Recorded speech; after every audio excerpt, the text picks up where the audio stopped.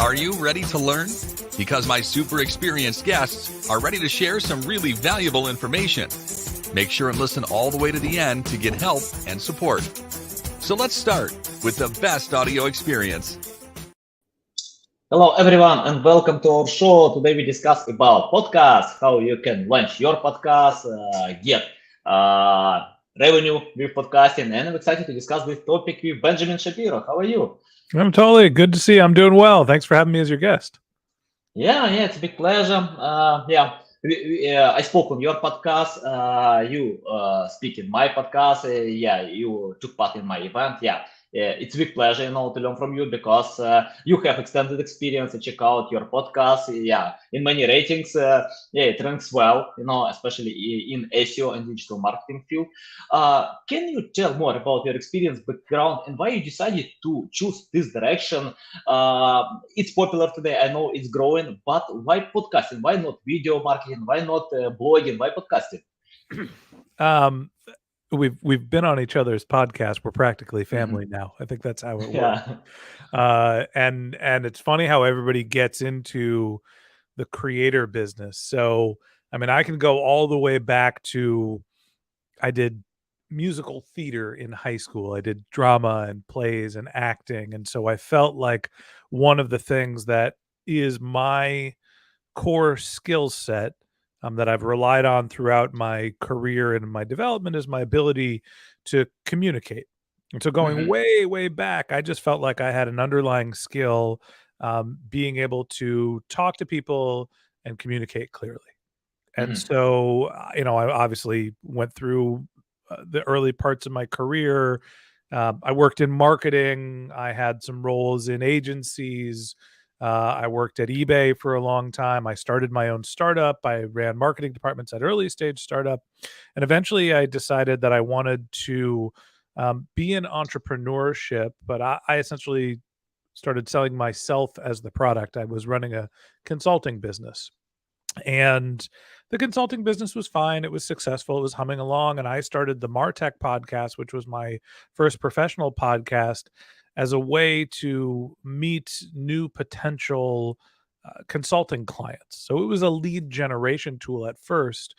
And the audience grew faster than I ever would have expected. And the show got to the point where we could start selling ads and monetizing.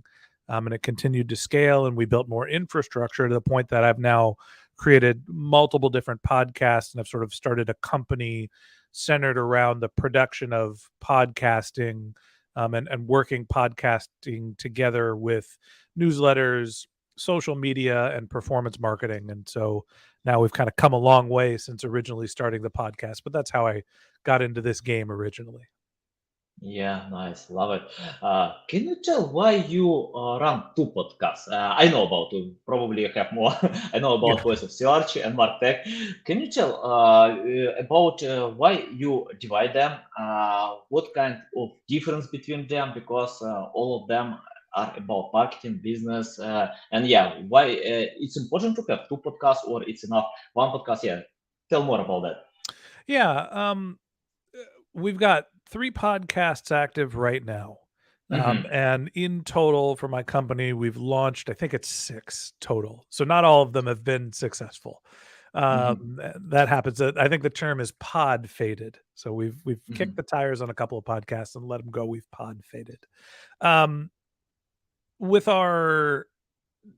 The reason for having multiple different properties is to reach multiple different audiences. Originally, I was reaching out to B2B marketers that were using technology to grow their products and services.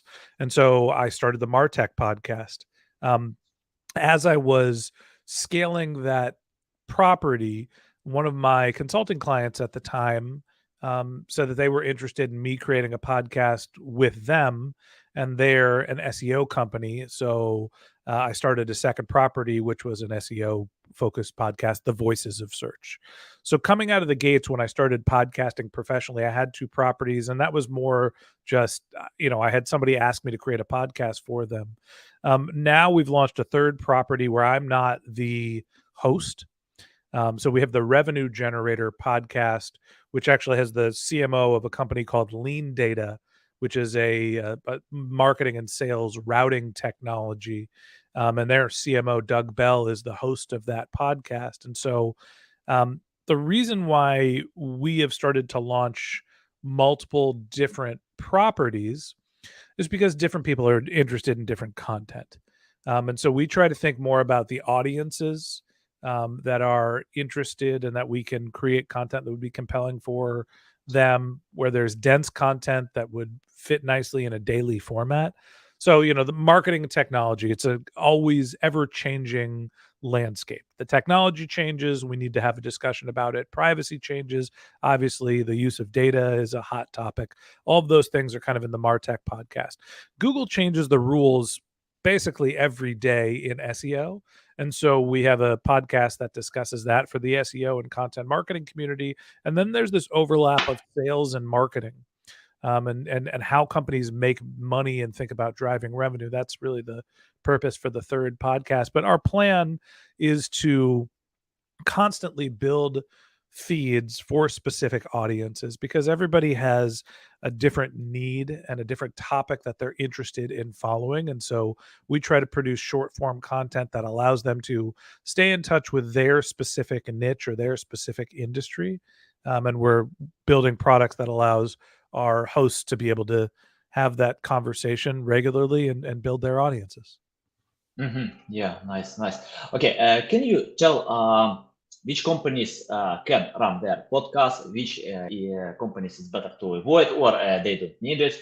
For example, I found that some of my clients have this opportunity. I told them, start your podcast to jump in this field, and they replied to me that their competitors don't do it. I think it's opportunity for me. I don't know. I think that if your competitors ignore some marketing channels, it's better to be first on the stage. What do you think about this? And tell who needs podcast, who doesn't need. Yeah, so I think that the companies that need podcasts are companies that have, I would say, more complex products. So I think that the B2B SaaS companies or services companies are great fits for podcast content, because the sales cycles are long. If you've got a transactional product, if you're selling, I don't know, something that's, you buy it once, it's a t-shirt company, right?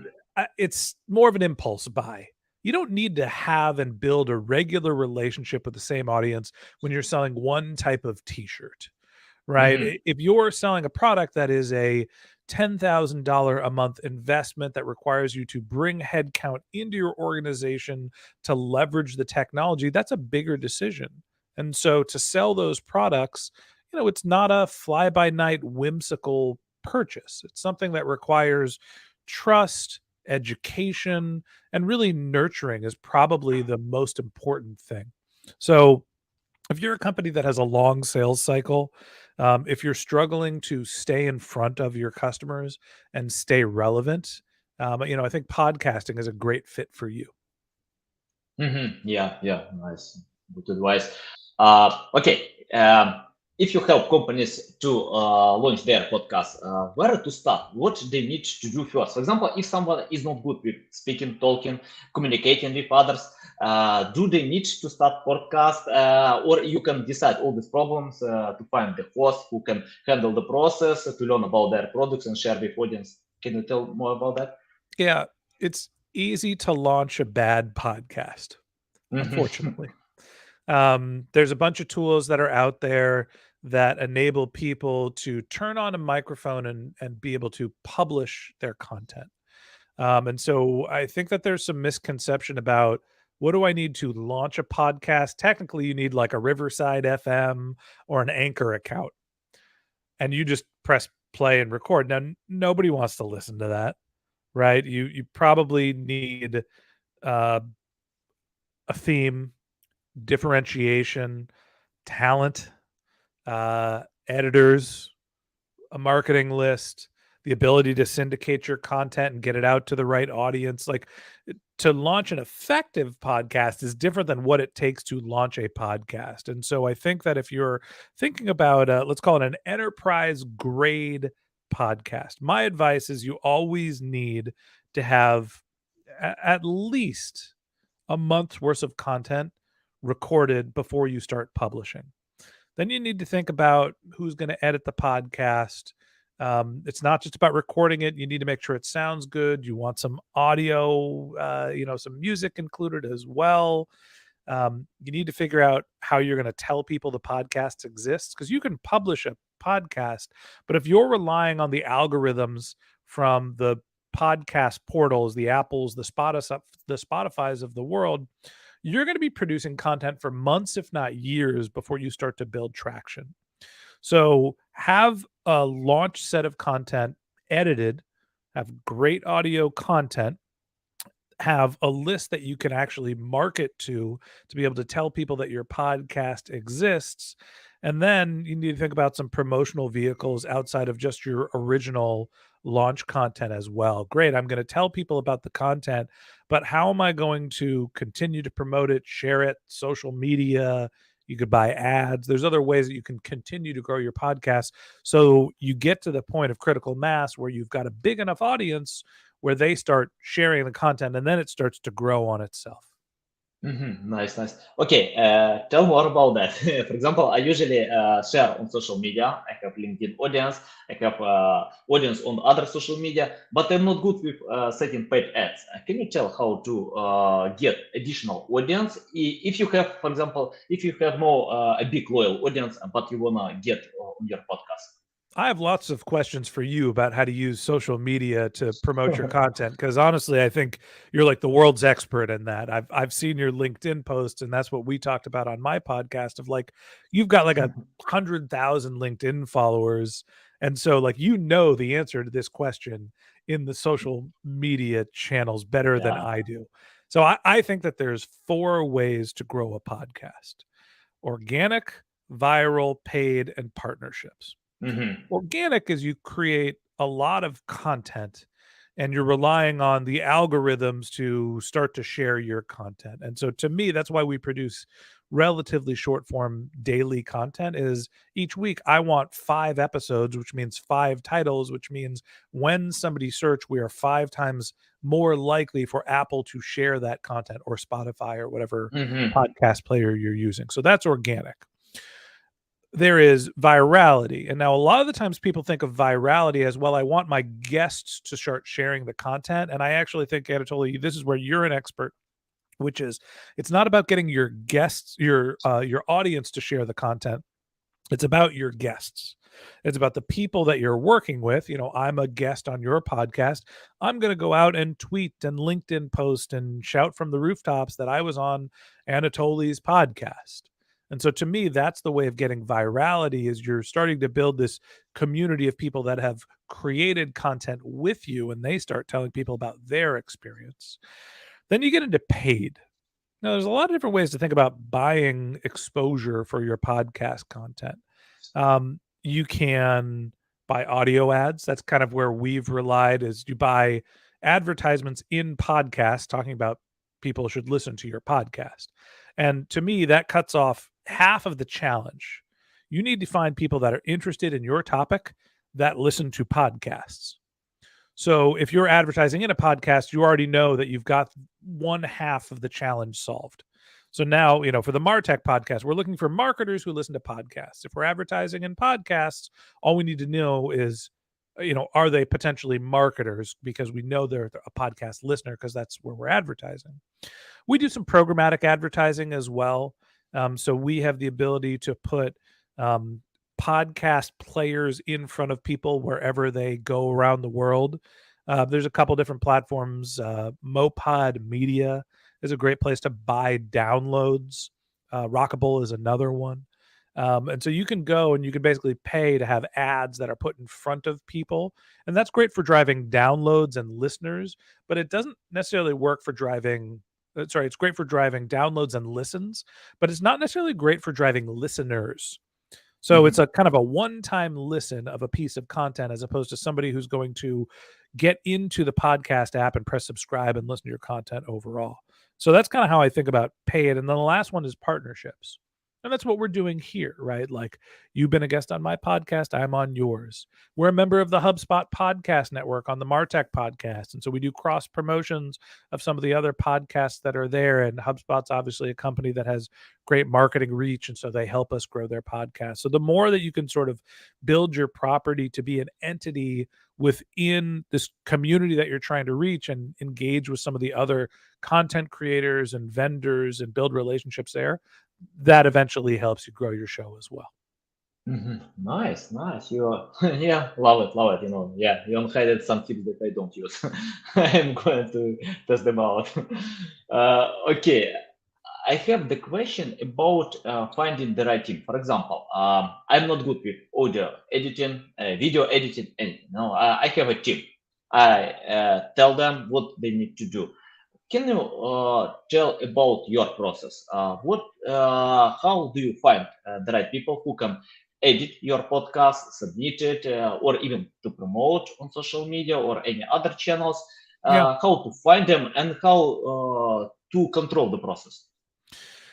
Yeah, this is probably where we spent the most time over the last 2 years is developing infrastructure to allow us to communicate who's responsible for what task at what point. How do we communicate with all of the people that are involved, um, and obviously training them to make sure that they know what they're responsible for. We've relied on a couple different resources to find freelance talent.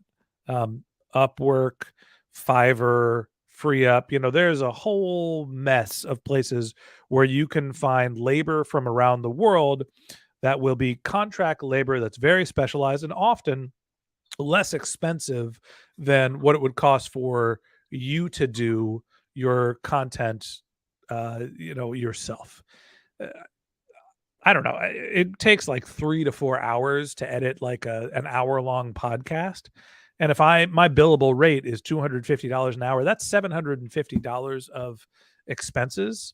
I don't wanna pay $750 of labor to edit a podcast. I would rather go find a wonderful editor that lives somewhere in the world where, my money goes farther to edit the podcast for $10 to $15 an hour. So, our process, we've got a couple different roles within our organization. We've got the host. Most of the time that's me, but we've got other hosts as well. When I'm done editing a piece of content, we hand it to the editor. The editor hands it to a content producer, a writer, and they hand it to a publisher. And so, we have, I don't know, like 15 different steps along the way that goes from everything from our outreach to get a guest to fill out our application to a communications person that manages the booking with them and then sort of gets into the actual content production flow. I wish I could go through every single automation. We've got over 100 different steps and stages. We use monday.com as our sort of business operating system. And so we've got a whole bunch of different automations. So when somebody finishes a given step in our process, it not only tells the next person that they're responsible and gives them some guidance on what they should be doing, but it also allows us to communicate with everybody else that's responsible. So, for example, when I finish when I finish recording a podcast, I go into my business operating system and say, this piece of content has been uploaded into Dropbox. My editor then gets a notification that says, okay, I'm responsible for editing this. When he's done, he edits the files and it gives a notification to the writer that says, go write this content.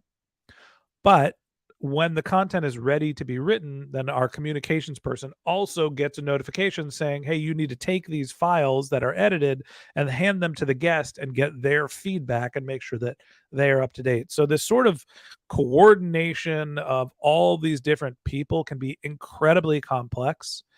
We started to build infrastructure and now we're basically creating a content as a service business to help people create daily podcasts, and we help them find the staff. But like all of our talent is in Upwork, Fiverr, FreeUp, all of these other places. That's where we go to find our talent. But it does require a lot of work to train the people on your processes, to make sure that they understand what they're doing, to make sure that they have the right notifications and that they're aware when they're responsible for stuff. And that's really where the devil gets into the details of the difference between what I called an enterprise grade podcast and somebody who turns on Anchor and starts pressing record. There's a big difference between the level of sophistication of editing a real great podcast and making sure everybody knows all these different stages. And I pressed record and I published something. Yeah, nice. Love the process. I think, guys, if you wanna start your podcast, search for employees in Ukraine. Many people are without job right now, but you can find really good experts there in video content, audio content, anything. Just search for this trade. The first person to hire is the editor. Yeah. Right. Yeah. That's one of those, and our editors make somewhere between $10 to $30 an hour, depending on their level of experience, their time that they've worked with us. But for $10 to $30 an hour, you could find a good editor for $15 an hour, and that will save you 3 hours of time. So for less than $50, you're going to get 3 hours of your time back. I'm using, USD as the rates because that's where I live. But that's a pretty meaningful savings of time for a relatively minimal amount of budget. Yeah, nice. Okay, I want to ask you about goals. For example, when I listen to your podcast, I can hear the advertisement. Yeah, you have some sponsors, and another goal. It's possible that you can find customers to your agency to provide digital marketing services. Can you tell more? Is it possible to kill two birds with one stone, or it's better to pay attention with one type? For example, when I check out podcast keywords, in keyword research tools, I often see Joe Rogan. It's probably one time in 10 keywords I can find Joe Rogan. Yeah, he's very popular guy. But I think he uses monetization from Spotify. He got a huge contract. Can you tell where new podcasters need to pay more attention to create brand awareness, trying to get good sponsorships or anything else, or even for link building purposes? For example, it's interesting. When I spoke a few podcasts, I found that in Ahrefs and SEMrush, my domain rating was increased. So yeah, it's possible that you can get high quality backlinks. What do you think about that? Yeah, so I think that monetization changes depending on the size of your podcast. The rule of thumb that I was told when I was just starting out is you can make more than beer money when you hit 10,000 downloads per month. And so when I started the Martech podcast and we hit 10,000 downloads, I decided that we were going to launch a sponsorship program. And I did some cold outreach myself to companies that I thought would be good potential sponsors. And we secured $25,000 of sponsorship revenue in our first month of ad sales. I don't think that this is probably the norm, but honestly, once we were selling, $25,000 of inventory, I'm like, I'm done consulting, and this is now my full-time business.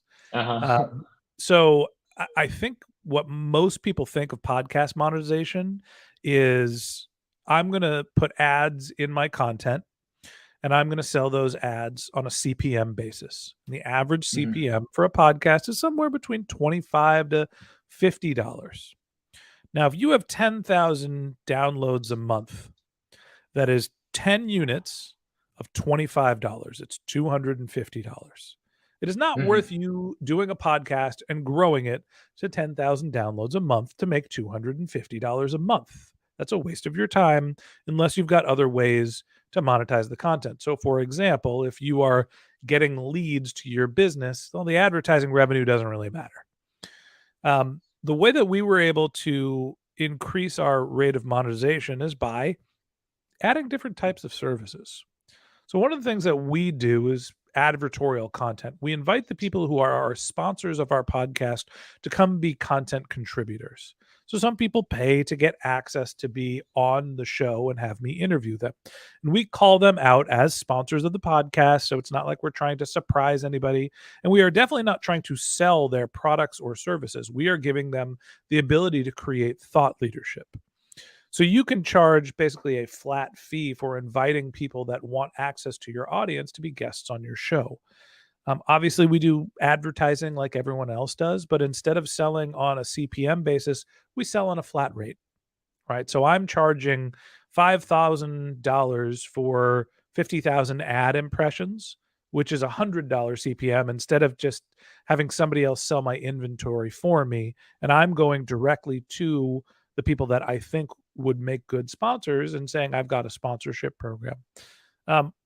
We try to be a little bit more technology centric. We run the Martech podcast. So one of the things that we specialize in is collecting, aggregating, and analyzing the data that our podcast produces.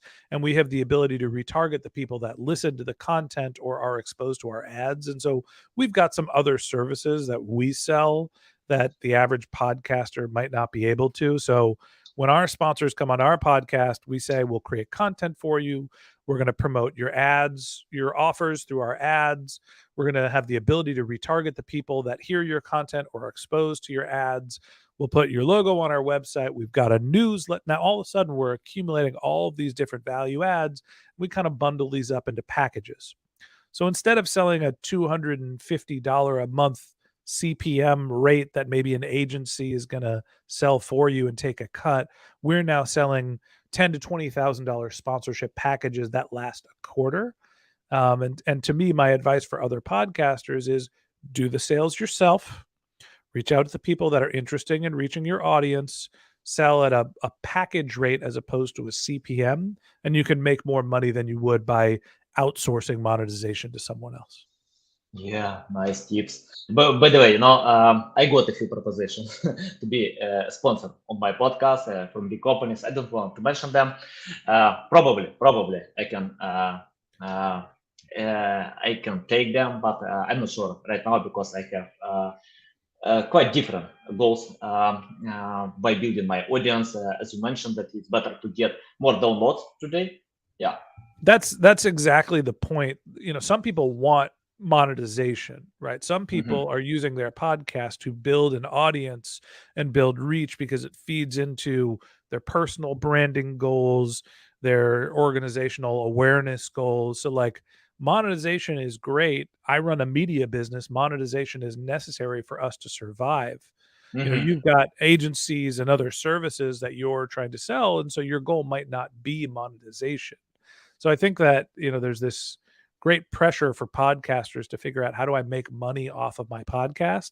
And often the answer is, don't make money off of the podcast, make money off of the rest of your business and use the podcast to promote it. Yeah, got it. Okay, I have the question. Once I read a study from HRS about measuring results from podcasts, and they on the study, the author shared that it's hard to measure because you can't you can't measure the number of clicks. You can't measure the number of new subscriptions. It's more like to build brand awareness when podcasters also share your name with their audience. Can you tell how companies that wanna order such services, for example, to be a sponsor, can measure their results, and some which companies need it, which companies it's better to avoid because it doesn't work for them? Yeah. I mean, I think that the common metric that everyone looks at is the number of downloads. I think downloads are a terrible metric. Downloads are getting files onto devices. It doesn't mean that anybody listened to the content. It doesn't mean that they're a subscriber and they will continue to get your content. So I think that, most of the time when people are evaluating how successful a podcast is, they basically look at this arbitrary number that tells you how possibly big the podcast is, which is downloads. If you go a step below that, you can look at the number of followers or subscribers. But the problem is different companies read out these numbers in different ways. Your Spotify number is different than your iTunes number. They calculate these things differently. So in aggregate, you can look at the number of people that are following you, but there's all these different channels that are telling you how many subscribers and followers and listens. So you kind of have to keep an eye on multiple different platforms to get a sense of how many people are listening to your content. If you get real fancy, there's attribution companies that are out there. The ones that come to mind, Podsites, Chartable, Claritas. I'm forgetting somebody as well, but there are companies that basically they ingest your podcast data and they can give you a pixel and they can match how many people heard the content. Do we know if they're a unique household? So they're not telling you individual people, they're telling you households. And then did somebody from that household get to the website of the person that was sponsoring an ad? And, I have mixed emotions about how accurate some of this tracking is. And sort of as an industry as a whole, I think that with Spotify acquiring two of the biggest players, Podsites and Chartable, there's a little bit of a concern about, well, how accurate is this data, and is it in the end consumer's best interest to believe it, or is it Spotify telling you how many listeners you have to try to get you to use Spotify? I think it's early days, but there are some podcast attribution platforms. What we do is we get a feed of our IP addresses. We drop them into a data warehouse, and we then resolve those IP addresses to look at the number of unique mobile app IDs, so we can tell the number of unique households ourselves. And then we've got some tools that give us some audience intelligence, and let us know the household income and the age and the gender. And so we have a pretty solid profile of who our audience is. But generally, what I'm looking at on a daily basis is not necessarily how many downloads, but how many of those downloads come from a device that is from a unique household. So what some of the attribution platforms are doing, but we basically analyze that data in-house ourselves. Yeah, I remember you sent me some data after our podcast. Yeah, awesome to learn this data. Okay, I have the question about type of content. For example, we have interview right now. What about other types? For example, Neil Patel and Eric Sue, they share some educational tips, short tips. Gary Vee can speak a lot, like an hour, sometimes 10 minutes, or take some episodes from his events, just cut them and share on podcast. How to find the right format for someone who want to jump in this field? This is a hard question. And I think I don't want to give you the consulting answer of it depends, but I think the variables that impact this are, what is the type of content you're creating? What's the format of the podcast you're producing? So if I am creating sports content that is interview based, I might be able to get away with an hour or a 2-hour podcast, right? If I'm Joe Rogan and I'm talking about, God knows what Joe Rogan talks about these days, About but anything. anything, but the philosophy of something that's happening in pop culture, he can run for a while. It's a deep dive as opposed to, and it's relatively light. I do marketing content. It's pretty dense, right? It's hard to follow, and it's hard to digest all of it and make sense of it and make it actionable. So, with our content, we've made the decision that we need to produce shorter form content. And a lot of this was a data-driven decision. When I launched my podcast, we did hour-long episodes, and people listened to 25% of an hour-long episode. So I said, well, I want people to listen to more of it. Why don't I just break the hour-long interview I did into 2 parts? We found that people listened to 50% of the episode instead of 25. Then we split it again down to 15 minutes, and we're like, this might be too short. Are we sure we're going to get value? And so we changed the way that we record the podcast to be very sort of topic focused. Today, we're going to talk about podcast monetization, as opposed to today, we're talking about podcasting. And so we broke these larger topics into more discrete episodes, and we found that people listened to 80 to 95% of them. So now I have people that are listening through most of the content. I get more content to publish, which means I get more organic growth because I've got 5 titles in the podcast app store instead of 1. And, that's the model that we've been running with for the last 5 years. It's not the same for everybody. There's lots of successful marketing podcasts that do hour-long episodes. I've been on a bunch of them, this one included. Yeah, nice. Yeah, love it. Yeah, especially from my experience, I usually use podcasts just to build relationships. As you mentioned that we are family right now, when you invite some awesome speakers to your podcast, you can build relationships, because if you just reach out to them or comment on their post, it doesn't work if you talk to them, in real time. And after this, you can form connections and go ahead with that. So and after this, you can find other goals, to share content with them. We've got audience members who have reached out to me and said, hey, you've produced 1,200 podcasts and I've listened in order to them like 800. And I can't catch up because I don't listen to one a day, but I'm trying to catch up. And I honestly, I don't even remember some of the podcasts that we did 5 years ago because I've interviewed 500 people.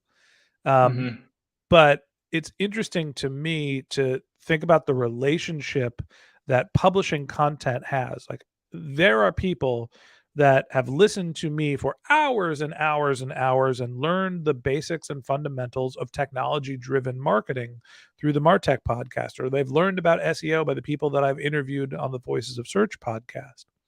And when I get in touch with them, it feels like we're friends. I appreciate them because they are like, I've listened to your content. You produced something and it had a positive effect on me. So naturally, I'm a fan of them because they're part of my audience, part of my listeners. And then they've been listening to me talk for hours. And so when you build these connections by consuming content and getting in touch with the person that's producing it, it actually does build a real relationship. I've had vendors that have come to me that I would like, I have actually listened to lots of your content, and I see that you're doing this, maybe we could work together. And it's a great way to build vendor relationships. It's not just the people that you're interviewing that you could build relationships. You can also build relationships with your audience as well. 500 people, it's a lot. Yeah, a lot. Big audience. Yeah. It's been a lot of work. Impressive. Yeah.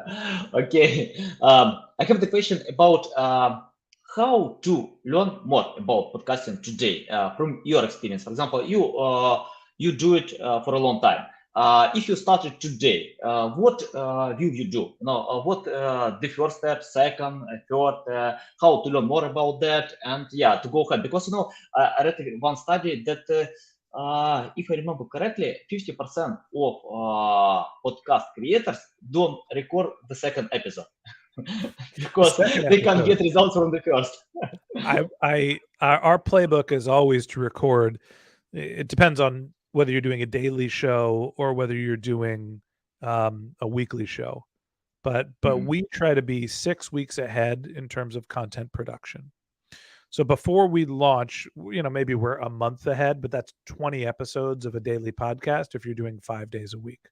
So I think when we launched our last show, the Revenue Generator podcast, we had produced or edited 30 episodes when we launched. Now, 30 episodes sounds like a tremendous amount of work, but when you think about us doing 15-minute episodes, if we're getting 3 episodes out of an hour-long recording, I only need to record 10 hours of content. I need to set up 10 interviews, 3 episodes per interview, and now I've got 6 weeks of content. And so if you're doing it, the format changes how much content you need. If I'm doing an hour-long weekly interview and I want 6 weeks of content, that's 6 interviews, 6 hours, once a week. But I would have 6 weeks of content, because what you don't want to be doing is focus on creating your content while you're trying to market it, right? I only want to have to produce 1 week of content per week. And if I'm 6 weeks ahead, this week I'm going to do 1 interview for 1 hour, and now I've got another week. I can focus all my other times on promotion, on syndication, on whatever the rest of my business needs. So I think the biggest piece of advice I would have when you're starting a podcast is do a bunch of content up front, make sure it sounds good, make sure it's edited well. And then when you're actually publishing it, you're not focused on what's my next week of content going to be. You're off of the content production flywheel, and you're thinking about promotion and marketing. Yeah, nice. Remember when I started my Ukrainian podcast? After 100 episodes, we got it's around like 10 downloads per episode. No, not a lot. But after 200 or 300, the number increased to 3,000 downloads per episode. And we just did what we love. That's it. Nothing special. And I think if you want to get results, it's better to be patient. Just go ahead and search for a way how you can promote it, how you can get results. And there's something to be said about any organic growth channel requiring patience. SEO, social media, podcasting, YouTube creation. Nobody became blog famous by posting one blog post. You got to write and you got to publish every day, every week, every month, for every year. And over time, you start to build an audience that starts to share your content, and it becomes more valuable. And at some point, you hit this, inflection point where your content archive becomes more valuable than the new content you're producing, right? So when you're thinking about content and organic content as a marketing channel, it is not what is the cost of one blog post. It is not what's the cost of, this month's worth of podcasting. It is how do I have a resource that's going to be dedicated in producing great content over a long period of time. They are 6 month to 1 year investments for you to start to build an asset that's big enough to drive a positive ROI. You should not be thinking about, does my first blog post make money for me? It's your 500th blog post that's going to make you rich. Yeah, totally. Okay, thanks a lot, Benjamin. Yeah, it's a big pleasure to get you on my show. Tell our audience how they can reach out to you, learn more about you, follow you. Yeah, thank you for having me as your guest. I think the first place I would look, if you're interested in podcast production, I would go to iheareverything.com. We've got a content as a service business. We can help you create your podcast. If you're interested in learning about marketing technology, martechpod.com. It's our sort of flagship podcast. We've got an SEO podcast, which is Voices of Search. You can find it at voicesofsearch.com. And if you're interested in the overlap between sales and marketing and how to make money, check out the Revenue Generator podcast, revgenpod.com. Okay, guys, you can find all these links in the description below. Listen us on Apple, Google, Spotify. Thanks again for your time. Yeah, it's a big pleasure to see you. Welcome anytime. And totally. It's always great to connect.